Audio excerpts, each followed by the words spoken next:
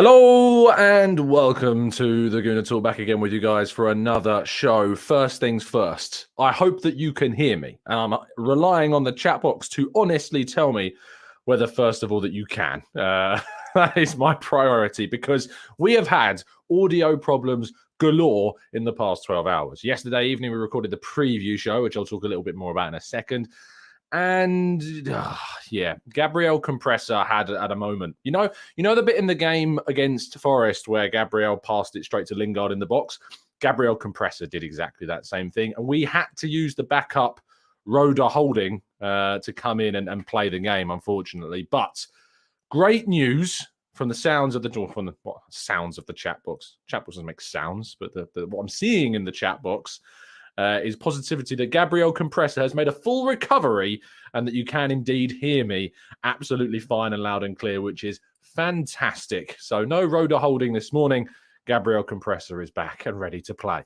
Good morning, everybody joining us live. Good morning, everybody joining us on audio platforms and, of course, on Catch Up on YouTube as well. Do drop a like on the video. Subscribe to this 40,000 subscriber channel. It just feels weird saying it, but I like it. I want to continue to say it. But good morning to everybody in the chat box. I had a little chat with a few people yesterday about kind of what we should do to celebrate 40,000.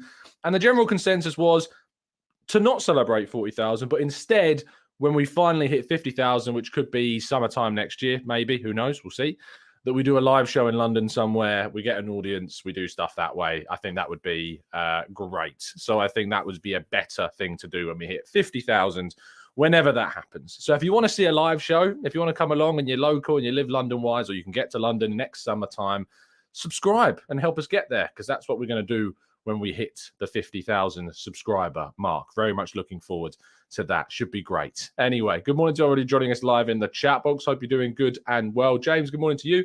To Olu and Anthony and Gooner 8 David, good morning to Arsenal Analyze. Good morning to Louis and Black Shine. Good morning to Kaiser. Damien and Temi and Hamster, Paul and Bradley, good morning, good afternoon, good evening, where you happen to be. Mike in Perth, good morning to Al Hassan, good morning to Aidan, and everybody else joining us as well. Hope you're having a great time this week. We've made it to match day. Of course, Arsenal play against FC Zurich tonight, but before I tell you more about that, you've got one day, less than one day, in fact. You've got until 7:30 p.m. tonight to get involved with the latest football prize, which is the signed Ødegaard and Smith Rowe shirts. There are, I think, just over 80 tickets have now been sold, which means a crazy 40, I think more than 45, I think 150 tickets went on sale. So around 70 tickets are still left, which means you've got a great chance of winning if you get involved. So last chance to get tickets today. Link down in the description. Moving forward, as I said, Arsenal play Zurich tonight, and yesterday evening when Gabriel Compressor was having a bit of a mare, we did record our preview show, which is full of comedy and content of StreamYard proportions. If you know what I'm talking about, you would have watched the show.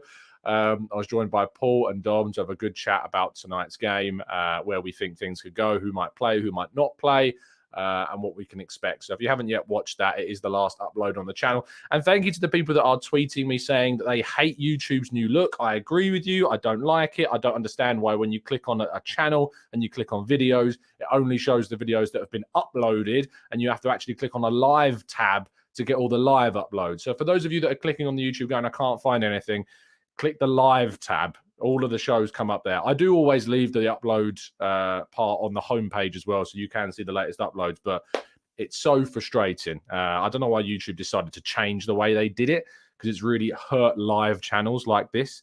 I do produce some recorded content, but very rarely compared to the live content, which is every day. So if you're wondering where they disappeared to, that's where they've gone. Arsenal's Europa League opponents have been confirmed after yesterday's Champions League games, of course, were confirmed. We've got the likes of Barcelona, of course, dropping into our situation, which is hilarious. Let's be honest, it is hilarious. Ajax, Bayer Leverkusen, Sporting Lisbon, Salzburg, which I would love to obviously get drawn against and potentially go and see. I'd love to go out to Salzburg. That'd be amazing. Shakhtar Donetsk lost 4-0 to Leipzig at home, which left them in third place after they had the chance to go second, but they'll play Europa League football. Sevilla finished third on 5 points as well, and Juventus ended up being in third place. Amazingly, Benfica managed to come top of the group, which is amazing for them, considering PSG were said to be one of the favourites of the tournament as well. So, yeah, amazing stuff. A lot of really good teams dropping into our competition. I don't want to call it our competition, the competition we happen to be in this season. That's how we should probably best describe it. I don't really know why that's a slide. That tells you how much effort I've put into the slides this morning. Apologies for that. But yeah, we've got Danilo being linked with the club. I'm just going to sort this out. It's clearly in the whole chaos of all the audio stuff, I completely forgot to even sort out everything. He isn't Facundo Torres. He is indeed Danilo. And Danilo, who I'm just going to write the word Danilo now, is continuing to be linked with a move to Arsenal. The Palmeiras midfielder will indeed, it seems, be allowed to leave in January. Palmeiras, the Brazilian side, didn't want to let him go in the summer transfer window because they still had a situation where they had to play the Copa Libertadores. So that's why we've not seen him move anywhere else. Yes, you can all laugh at me in the chat box. There you go. But Danilo could yet still move to Arsenal. So that's really positive news for us. And we'll have to watch out for this one in January. William Saliba, also, who I've just corrected whilst on the fly, he is being rumoured to have verbally agreed a new contract with Arsenal. Reports have been suggested online. I personally cannot corroborate that story as of yet. I hope that it's true. I pray that it's true. But hopefully we can hear more potentially about Saliba signing a new contract in the near future. But there are whispers and rumours going through social media that supposedly a verbal agreement has already been made between the player and the club, which is great. Now, I attended the open training session yesterday at London Colney and the press conference. So the pictures you can see are actually ones I've taken, which is kind of crazy. Elneny trained and could play today against FC Zurich and make his return. I talked a bit about this more so on the preview show yesterday, but I'm actually really excited about the fact that this means with Elneny back that Lokonga can finally play in his more natural role in that left-sided 8 position. I tipped Lokonga to be my 5-star performer. If indeed Elneny does start the game tonight and Lokonga can play in that slightly advanced Xhaka role, I look forward to hopefully seeing a really positive performance from him. It's a massive opportunity if that is the situation, but I'm hoping anyway that we find Lokonga finding himself back to his best, if that makes sense. Bukayo Saka was also present and trained after missing what Arteta described to be 1 to 2 sessions. It was really, really great. Obviously, when he ran out unscathed, he was basically said, we were told anyway, that he'd received some bruising from the kicks that he'd suffered on Sunday against Nottingham Forest, but has recovered now and will be in the squad tomorrow. Whether or not he'll play is another thing, but he was said to be available for selection tomorrow, or rather today and tonight. So it means that he should certainly be in that squad, maybe, hopefully, in the starting lineup against Chelsea as well. And the biggest news and the biggest surprise when he jogged out onto London Colney's training fields was that Oleksandr Zinchenko, Alex, is back. He is in training and fighting to be available as soon as possible. Arteta confirmed that he'd taken part in just a couple of sessions. This was his second one, with his first one being yesterday. I'd be surprised if he was in the squad tonight, to be honest. Maybe he'll get 10 minutes if he's indeed deemed to be ready to come back. I wouldn't rush him at all. We don't need to rush him. We've got Tierney to play tonight. We've got Tomiyasu who can play against Chelsea on Sunday. I think we've got plenty of options available to us. Speaking of Chelsea, Chelsea decided to go with a rather strong team for their dead rubber yesterday. I was quite pleased to see how strong of a team they went with, considering their game meant nothing, and they still struggled through to beat Dinamo Zagreb. Aubameyang not getting on the score sheet. And again, another tangent. I don't know if you've seen the BT Sport promotional material for the game on Sunday. Aubameyang going, Arsenal, it's not personal. Please let us win. Please, for the love of all that's good and pure in the world, let us win that game. And as Dave rightly points out in the chat box, Chilwell suffered an injury as well, which means that only Cucurella will be available. So that means they'll have to change their back line as well. Again, injuries mean nothing. It's about how you play on the day that's really, really important. Mikel Arteta did complete his press conference, of which I was in attendance, and managed to get another question in to him about, I was asking about Elneny and Lokonga, the dynamic between them, and whether or not it's been a frustration that Lokonga hasn't been able to play further forward because Elneny's been out. I was hoping to get a bit more explanation. It's my fault. I need to get better at asking questions and structuring my questions better. I certainly am new to this and certainly need to be in a better position to try and get better answers. But Arteta did say that Lokonga being the most natural player, of course, was why he's been playing that role, and that's why they've put him in there. But I was hoping to get some more on by Lokonga playing. Maybe if Lokonga plays further forward tonight, I can link that in when I'm in the press conference tonight, because I'll be in attendance this evening for the game as well. This was great. Sitting next to James Benge, in the presser, and he made the leap to ask the question around Gabriel Martinelli signing a brand new contract potentially. And rather funnily, you've probably all watched it back now, the video on either the Arsenal Way, where you can watch back both Arteta's press conference and Martinelli's press conference as well. He said he just needs a pen to sign that brand new contract. It's seemingly infatuated with Arsenal. He loves Arsenal. He's a great guy, by the way. Before we started the presser, when we finished the press conference, really friendly, really kind guy. Could not say a bad word about him. Really lovely lad to speak to. And so, yeah, really positive seeing how he spoke. I asked him a question specifically about the fact that obviously we've challenged him to get more minutes. He was able to do that last season. We've challenged him to try and score more goals, and he's doing that this season. And so what is the next step for him? What is that next thing that's going to take him to that next level? He simply said he wanted to score more goals and get more assists, and I pushed him on that. I said rather technically, kind of from a dribbling standpoint, from a creativity standpoint. And he says that he doesn't lack confidence, that he needs to potentially be maybe more calm in certain positions. But it's going to be great to see Martinelli develop and improve and grow. Another interesting point was asked by Sky about kind of his position, and he said quite openly that he would happily play as a central striker if given the opportunity to do that, and he would like to play that position if given the opportunity as well. So, but he was also very happy playing in his wide left role too. So really interesting to hear from Martinelli, but great that it seems to be very much like that he will be signing that brand new contract very, very soon. I did think in the moment when he was saying about his contract, if you're the player's agent, you're trying to get the best deal for your client, he hasn't helped all that much, has he? He hasn't really particularly helped your cause in trying to convince you to be able to sign a brand new contract. But no, it was great hearing from Martinelli. It seems to be really good news that we should be getting soon on his situation, no less. And fingers crossed we get some really good news on him very soon indeed. But that completes all of today's stories, which means we're going to move to part 2 and your questions right after this.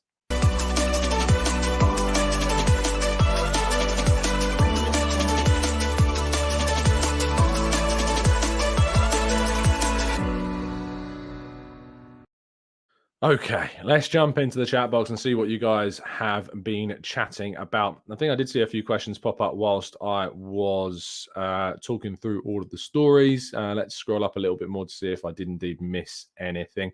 Cam says 40,000 was enough to fill Highbury, on to 60,000 to fill the Emirates. When you think about it like that, that is mad. That is crazy. Thank you so much for everybody that helps support the channel. Red Star says the new black sub button is also bad. The red one was iconic. Have they changed it to black now? Didn't even know that. I mean, I can't complain about the color black. I wear it all the time. I'm now going to get people leaving comments going, black isn't a color, it's a shade. I know. I can just see it happening already. Jonathan says, Tom, where is the live tab? That's a great question. Why don't I just share the YouTube home screen with you, and then I can actually show it to you on the screen about what I'm talking about and why I'm so frustrated, why YouTube is doing this. So this is obviously the YouTube homepage for the channel. This is on desktop, so obviously you'll have this on your phones as well. But you can see what I mean. You've got home, you've got videos, you've got shorts, which I have produced a couple, and you've got live. Now, live is where you see all of our live videos. So whilst when you click on videos, it shows you all of the uploaded content we've done, which is obviously the honeymoon series. The live tab is where you'll see all of our latest live uploads. But as I said, on the homepage, what you will have here is you've got a tab that says uploads. So it's got all of our latest videos. And then you've got the Arsenal News Show, the morning show. You've got the Arsenal Transfer Show for when we do that in the summer. You've got the raw reactions for all the games as well in one place. All the preview shows in one place. All the Let's Talk Arsenal shows in one place. Loan watches, tactical breakdowns. And the phone-in show, which I haven't done in a long time, to be fair, but we'll probably bring that back round during the World Cup for more content. And a little blue check mark as well, which I didn't have to pay $8 a month to get that little blue tick at all. So that's really positive. If you get one on Twitter, that might be rather different. Let's scroll down and get some more questions from the chat box, though. Let's go to James Curry, who says, Tom, for those of us who haven't been, what was your impression of the training facilities? I have talked a bit about this in the past, and I was there with Dan George from Varvel yesterday as well. And when we were walking out, he actually said, he turned around and he was like, this never loses its kind of magic walking through the Arsenal training ground. I think it's something that potentially you end up maybe taking for granted. The more you go, you don't kind of get those same feelings, especially if you're not an Arsenal fan, because some of the people that cover Arsenal, of course, aren't Arsenal fans. It's just their job to cover Arsenal. But in the case of me, who's like Arsenal, for life, it is a surreal feeling. It is strange. And when, I was in that press conference after the game against Nottingham Forest and I'm trying to, remain composed asking a question to Arteta, there it is. Like your heart's racing at a million miles an hour. I imagine that will calm and I'll get used to that period as the more that this happens and more it goes on. And I'm certainly challenging myself to do that. But the training ground in particular, it's clean, it's modern, it's the grass when you walk on it is just unreal. Like, it sounds mad talking about grass in that way because it's just grass, but just, all you want to do is kick a football on it. Like it just welcomes you. It's just drawing you in. You want to go and play five-a-side or something on that pitch. It's meant to mimic that of the Emirates, so that's great. But the facilities, all of it is so modern, so high tech, and it's just a very nice, welcoming place to be. So why so many great players have indeed moved. So there you go. Let's go to Lynn, who says, Tom, after watching Chelsea last night, Potter played a very open game. If he plays the same system, would you say that we have a good chance of winning? I think we've got a great chance of winning, to be honest, whatever type of system we have got. If we play them with what we've been using against an open style that they've got, or if they even used a more closed system, the back three, I think we've still got a great chance of winning. I think if they play in a naive way, we should get a great result. But they've got so many injuries at the moment that they're kind of limited, especially defensively, of what they can do. I'm really looking forward to the game, and I'm hoping that we can get a big, big result in it as well. Norwegian Gooner says, what about the links to Martin Terrier, the Rennes forwards? I haven't seen loads of him, but I know that he's scoring loads of goals, but I would need to do more research into him if the links turn out to have much credibility. But I haven't personally spoken to anyone that's suggested that. I haven't seen those links from anything that would make me think, yeah, absolutely, we're going to see him pop up the Emirates. Just one of those links that we'll cover and talk about if indeed we get more legitimate confirmation on Arsenal's interest in the player. And Mazzino Jr. says, hi, Tom, do you think that Austin Trusty would be good enough to compete with Gabriel since he's left-footed? I've talked about this before. I think that Trusty has done very well at Birmingham. I think that we should be keeping an eye on him. I don't think we should be ruling the possibility of him returning to Arsenal out next season. Could be a really good money saver for Arsenal that we can then reinvest that money that we could have spent on a backup to Gabriel elsewhere in the team and get a better player elsewhere. And I think if you've got a player good enough, great, go and do it. Dave says, was your impression that Arteta will go strong this evening, at least at the outset? Yeah, I do. I think he will. And I think that he certainly indicated that he has an intention to play a relatively strong team to try and get the job done. I still think we'll see plenty of players rotated, but I think Jesus has got a really good chance of starting. I think that there's a chance we might see Ødegaard play tonight. I think one of the two centre-backs will play. Tierney will play. I have a feeling we could see Cedric. We'll have to wait and see. But I think there's an opportunity that we're going to go relatively strong at home to try and get the job done and rest players and not have to worry about bringing players on later on in the game to try and rescue a result. Nimish says, who would you like to face in the Europa League knockout stages for a good away day trip? Well, Salzburg, obviously. I'd love to go and visit Salzburg. Apparently, it's great. I was speaking to Sam Dean the other day, who went there to watch Chelsea play Salzburg and said it's a brilliant city. So I would love to go to Salzburg. Great for a weekend, apparently. So yeah, I think Salzburg would have to be the one. They have to obviously get through their round of 32 knockout stage first before they get to the round of 16. But yeah, would love to see that. No Fox given, just that's FOX for those that were listening and wondering. And not a question, Tom. Just wanted to say how inspiring it is that you've made it into the press box questioning our amazing players and manager, and at the best time ever to do it in 15 years. Thanks, mate. I really appreciate the kind words, and it isn't lost on me. You know, to quit your job 2 years ago and then but you do this, it just I'd always say to people, I was like, if you're not happy with what you're doing and you can find an avenue, and I know that it's not available to everybody to find an avenue easily out to do something else, but if you can work at finding a way to try and do something that you enjoy, that you love doing, just try and do it. Just try and do it. But I know how difficult it is, especially at the world as it is right now, to do that. Yeah, it's very tough indeed. But if you can find a way to do something that you enjoy, then try and do it, because it's, I would say it's certainly, in my case, it's worked out, and it was worth the risk. So if you can find a way and you're in a stable position to be able to do that, then do it. Try and find a way to do something that you love. You only get one life, so take the opportunities that come your way if you can. Jasha says, Tom, is it possible to build on the Emirates Stadium to increase the capacity? I don't think it's possible to build on the stadium, but I think there's a potential to build within the stadium, but it might mean reducing leg room.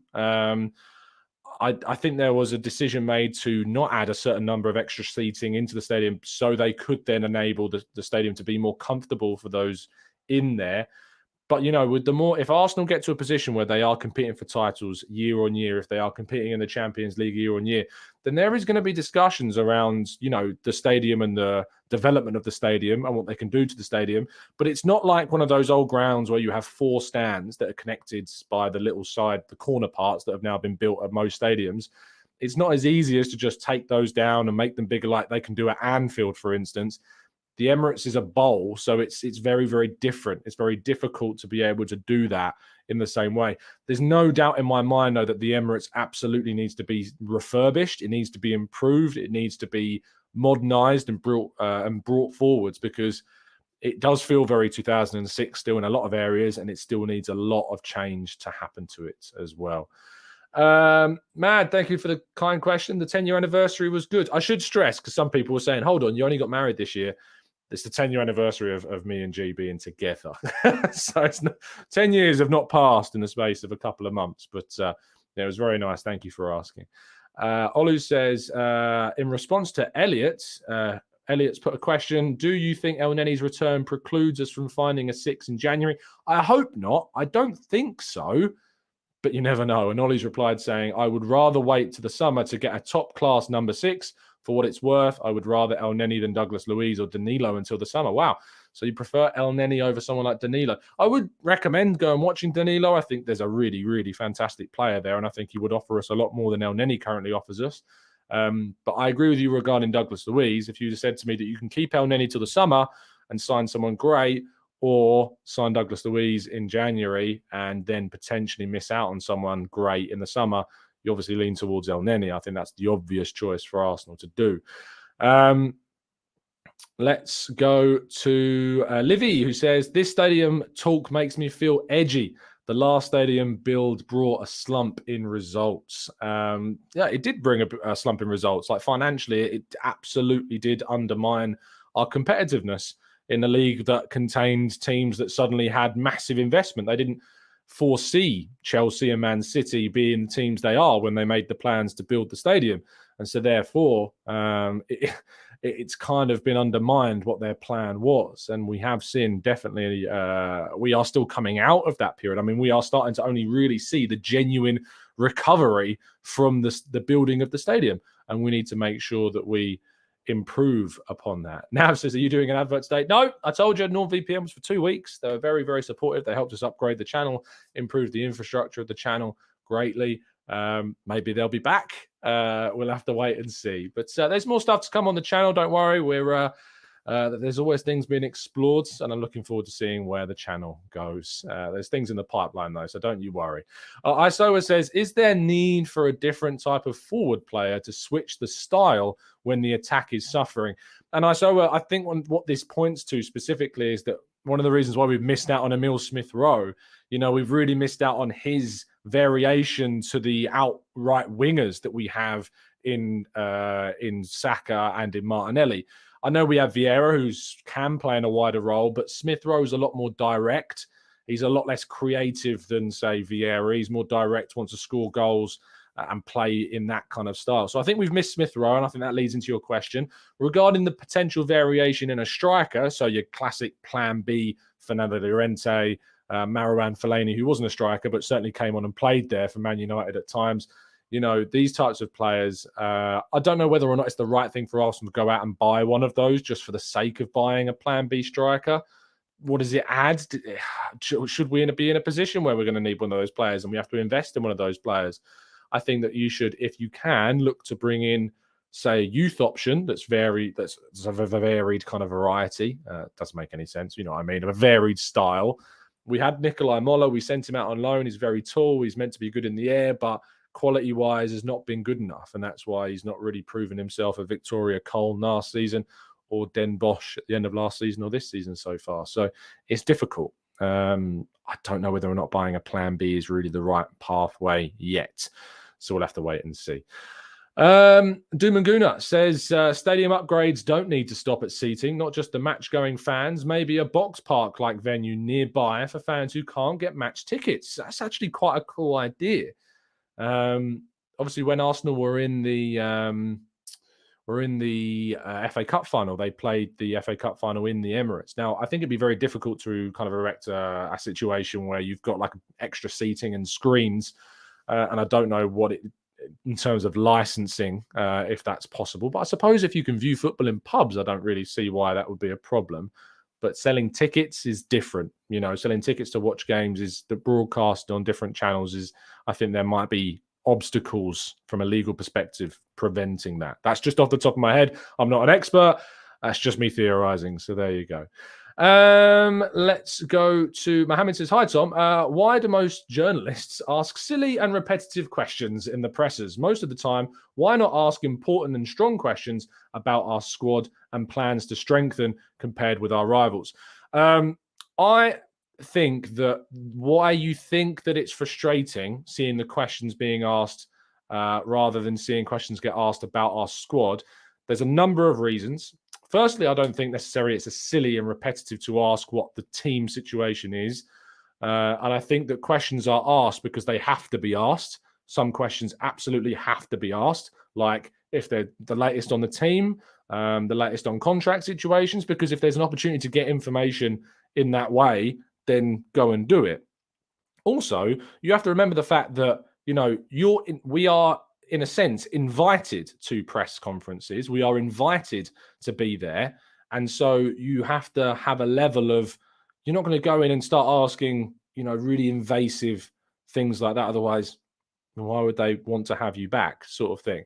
So you need to be aware of where you are. You need to be asking sensible questions. However, there is also a part that Arteta has a way of answering certain questions in some ways. Like, he will not be drawn on transfer targets. He will not be drawn on players of other clubs. He will not be drawn on even team news at some stages. He's built up a repertoire of responses to certain questions.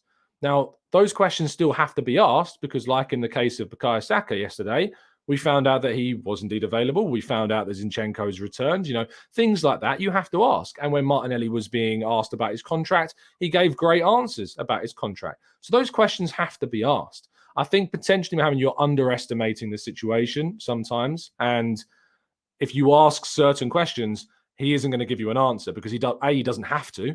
He can give you an answer to whatever he likes and however he likes. And so if he doesn't want to give you an answer, he doesn't have to. Same with the players. The players don't want to give you an answer to a question. And I've had it happen to me. They will just refuse to answer it.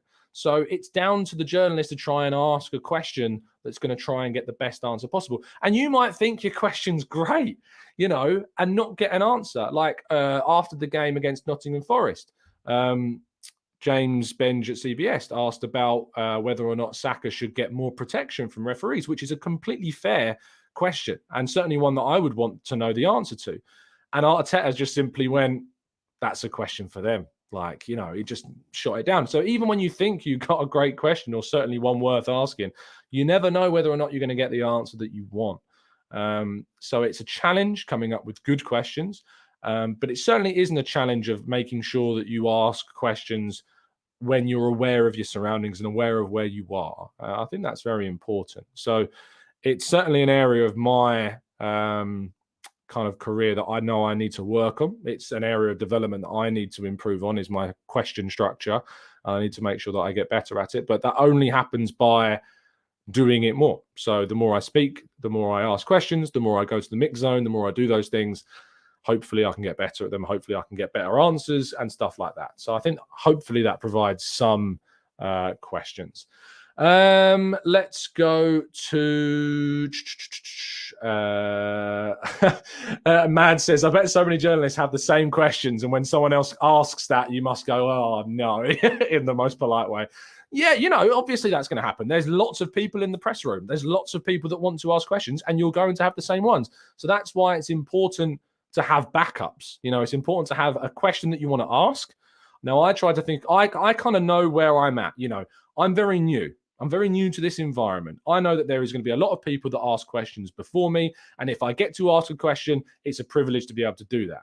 But to be in that position, I know that I need to be able to have a question that's ready that probably won't be asked. So yesterday, when knowing that Martinelli was coming up, I knew that someone else was going to ask about Brazil. I knew someone else was going to ask about his contract. I knew someone else was going to ask about, some other topic to do with where he might play positionally. And so for me, I thought, maybe no one's going to ask him about what he personally needs to do to reach that next level in his game. Now he's been playing and scoring goals. So it's about trying to also guess what other questions are going to be asked, and if you have your question asked, which can be frustrating, that you have a backup in place, that you have, and not just a plan B, but a plan C, D, E, and have those available to you. So it's important to have those. So there you go. Mohammed responds, says, I know what you mean, Tom. Do Arsenal plan like our rivals, for example? Chelsea already signing Nkunku now in October, and they're close to others an opinion of spending spree for rivals. Yes, Arsenal do plan. Edu spoke to ESPN Brazil before the summer window and talked about Arsenal's plan. So there is without a doubt in my mind that the club will have had meetings. Arteta and Edu would have been speaking about the plan for January. I'm absolutely sure that happens. I have no doubt in my mind that they would have planned a job for the January window. Thanks, Clive. Really appreciate that. Clive texted me yesterday after watching the presser. Yeah, look, the thing is, the question I asked to Arteta about Elneny, in retrospect, I think I could have been a little bit more specific in how I asked it, because I wanted to know more about the frustration of what Lokonga could have provided in that number 8 role that he hasn't been able to. The answer that I got was more around Lokonga's been playing there because he's the most natural option, while Partey and Elneny have been out at different points of the season. So that's on me. That's not... Arteta didn't give me the answer that I necessarily wanted. That's not down to him. That's down to me not asking the best question that I can ask. So it needs to be better. So it's all about, self-reflection, self-improvement, self-feedback. So definitely need to get better at question structure. And it's something that I need, that will come with time and will improve with time, I'm sure. Answer says, I'm wondering if people want Declan Rice as a number 6 or a number 8. As a number 6, he's not brilliant. As an 8, he's amazing. He has that Xhaka-like engine about him.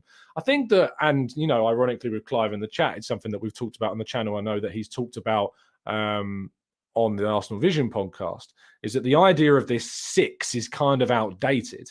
The idea of someone who just is going to sit in front of the back 4 and sweep up and deal with any danger and protect them and shield them as best they can is kind of an outdated kind of theory. A number 6 these days isn't really a number 6. It's kind of a deep number 8, if you like. I mean, effectively, a number 8 is what all central midfielders are, and then they specialize into number 8s that are more advanced, or they're number 8s that are more defensive. And that's kind of what a central midfielder is. There isn't really a number 6 anymore. There's not really number 10s anymore. There's number 8s that do different jobs in the centre part of the midfield. And Arsenal need to find that competitive number 8 that can play deep and do the role that Partey does, which he does obviously so fantastically well. And ultimately, we need to find a player that's going to give us competition to Partey and also potentially replace him in the future. Is Declan Rice that person? I kind of agree with you that I think that he would play well in that Xhaka role. I still think he would play well deeper and play in place of Thomas Partey. But if you're Declan Rice and you're looking at Arsenal and you're looking at Chelsea and you're going, well, N'Golo Kante is coming to the end of his time at the club. I know that I'm going to be better than Kovacic. I know that I'm going to be better than Jorginho. And I rate both of those players. But I think that Declan Rice knows if they spend 100 million on him, he's going to play there. Now, if you come to Arsenal, you've got to compete with Thomas Partey for now. And that's a tough ask. Where if you're Jude Bellingham and you're looking at the situation, I think that Jude Bellingham is different because I think that he knows if he's bought by Arsenal, he'll play over Xhaka. And Xhaka will have to compete for that role. Even though he's been great, he will have to absolutely fight tooth and nail to keep it. Whereas I think Partey, just because of who Partey kind of is, will play.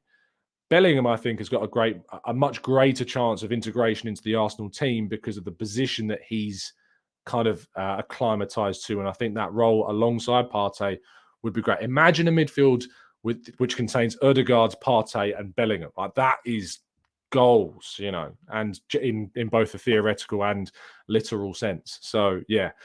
Really important that we get the right player come the summer transfer window. Thank you, everybody, for tuning in. Thank you, everybody, for asking questions and leaving comments. Really appreciate it. And a massive thank you, as always, for helping with supporting the channel and supporting me. I really, really do appreciate it. Drop a like on the video. Subscribe to the channel if you're new. Help us on our way to 50K. And potentially with the idea of a live show in the future. The closer we get to it, the closer we get to organising a live show to celebrate it. I really want to put that together. Who knows? Maybe I can even rope Clive Palmer into coming along to our panel. It would be an absolute pleasure. Anyway, have a great day. I will hopefully maybe see some of you at the game a little bit later on tonight. I will be in the press box for that. And maybe potentially having a soft drink or two before the game somewhere as well. So do say hello. It's always a pleasure to meet people. It was great meeting a few people before the game against Forest. It was a great, actually, just before I go. I don't know who it was. I can't, for the life of me, and I apologise, I can't remember the guy's name. Guy comes cycling past, stops on his bike and goes, Are you Tom Cannon? It's just such a surreal experience. But it's lovely meeting people who say they love the morning shows, they love the 8 a.m. shows, and it helps them on their way to work, it helps them on their way to school or whatever, or wherever you watch it. I really appreciate it. So thank you, everybody. I will see you very soon. Paul, I will indeed wrap up warm. I will be taking the big coat tonight, that is for sure. But got plenty of work to get on with. And I look forward to hopefully Arsenal qualifying for the round of 16 of the Europa League with a fantastic victory and hopefully plenty of goals from Gabriel Jesus. Go watch our preview show that we did yesterday. But it's been a real pleasure, as it always is. And as always, up the Arsenal.